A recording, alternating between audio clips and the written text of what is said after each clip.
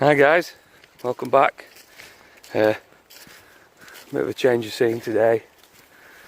Weather's on turn and it's a nice autumn day, so we thought we'd get up onto. We're up in Ilkley Moor by Tap, but we're not on the Ilkley Moor. We're in the woods. We're out for just a bit of a check out of the spot and a bit of a mooch. Have a cup of tea. And that's about it really, guys. What I did want to talk to you about is the SAK videos are about done. I'm going to show you a few little bits and pieces today, but I think that's as far as we can go. There's only so much you can talk about that little knife.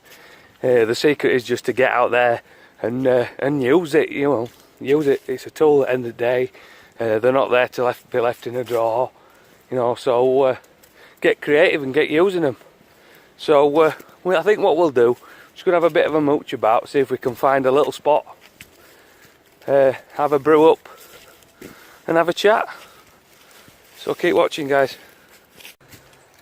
Well guys, we found a nice spot. It looks like somebody's been out shelter building and they've not done a bad job actually. So I'm just going to spin the camera around and I'll show you. We're not far from houses here either, but it's it's clean and tidy. There's no mess. It's decent. Yep, somebody's been shelter building here, guys. Debris shelter. There's a bit more debris on it, but plenty of wildlife here. We've just seen a load of jays flying about. There's another shelter down there we're going to go take a look at in a minute, but it's not a bad little shelter that.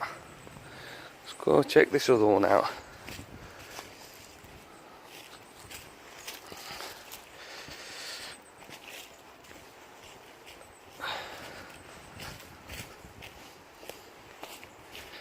Don't know if it's kids or somebody who's practicing skills or what, but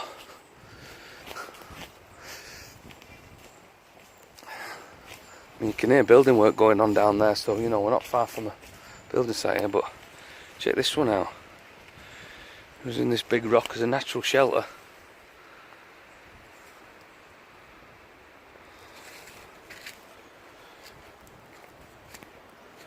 Some hours of work gone into that.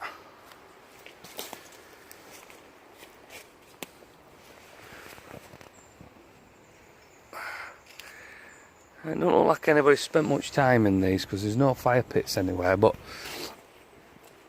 it's not bad at all, isn't that?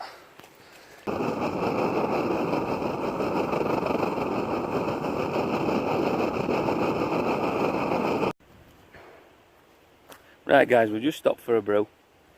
Nice little spot here. Like I said, not too far from civilization. Wouldn't be a bad place to live down there, to be honest, if this were in your backyard. Yeah, so the Victorinox videos, we're almost done. We've got a couple of things I want to tell you today, but apart from that, we're almost over. One little thing that I do tend to do, and I know one or two of you do it, I know Jeff Preen does it, he uses it, is to use your SAK as a point of reference when you're out practicing tracking, practicing your ID or anything. It's a good point of reference because you've got that with you. Now they're 93mm, which is, I don't know, just under 4 inches, I think. So that's your point of reference. So when you're taking photographs, you lay that on the ground. I'll add some photographs that we've just done. So if it's animal tracks, you've got a point of reference for size when you're back at your ID books and your journals and stuff like that. If it's a mushroom, same again, you've got a good reference for size.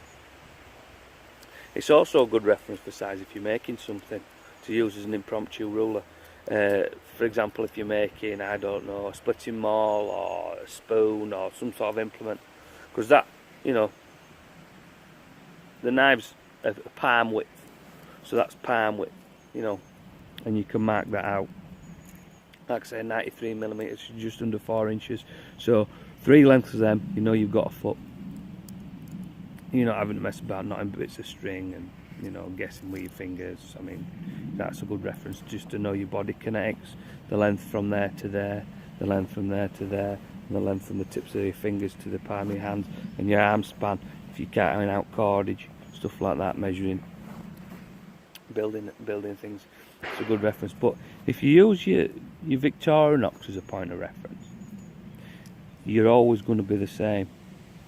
So that's, you know, that's not a bad bit of info. But like I say, we're about done on the Victorinox. But what I will be doing, like I did on my previous knife skills video, I will be giving a Victorinox away. Now, it will be an Alox, won't be this one, because this is mine and I'm not parting with this. But it will be a Victorinox Farmer, a silver farmer, like we saw in the very first video. So I'll be giving one of them away, and all you have to do, simple as this, post a picture in the comments section below of your Victorinox. It doesn't have to be an Alox, it doesn't have to be anything special, it can be something you've had forever. You know, it can be a tiny little classic, doesn't matter. Post a picture in the comments section of your Victorinox, and the one that gets, we'll do it completely fair, I won't pick. The one that gets the most likes wins. And Jeff Preen, you're not allowed to enter. Only joking, of course you are. But yeah, it's simple as that. Put a picture below of a Victorinox that you've got, and a nice picture, and the one with the most likes will win an Alox Farmer. But like I say, not this one, because this one's mine. This one I had one. So that's it, guys. That's the end of the Victorinox videos. I hope you've enjoyed them. I've enjoyed making them, to be honest. I may do a follow-up video in the future, if I can think of some more things to do. But I'm pretty much out. There's not much up here really. So where are we going to go next? Well, I've noticed a lot of questions popping up on Living to Learn lately about hammocks. You know, what's a good hammock, what's a bad hammock? I'm having problems getting it right. You know, where do I go for more information? This, that, and other. So what I'm going to do, I mean, I've been into hammocks for a long time. I can't sleep on the ground anymore, guys. My shoulders won't let me. So I got into hammocking, and I've never really looked back. But it is a learning curve. You know, it's not like with your tent or your bivvy. It's not just roll it out and go to sleep. There's a little bit of tweaking involved. But as I say, we are going to be doing a series of videos on hammocks. You know, what's best. I'm not going to go into it too much now, because I'm burning material for future videos. But yeah, so that's going to be a future. And good luck with the competition. Get posting your pictures. Don't have to be an amazing, you don't have to be a brilliant photographer. Just get posting your pictures. That's what it's all about, you know. So that's it from me for now, guys. And I'm going to enjoy this nice cup of Yorkshire tea. Uncle Beard out.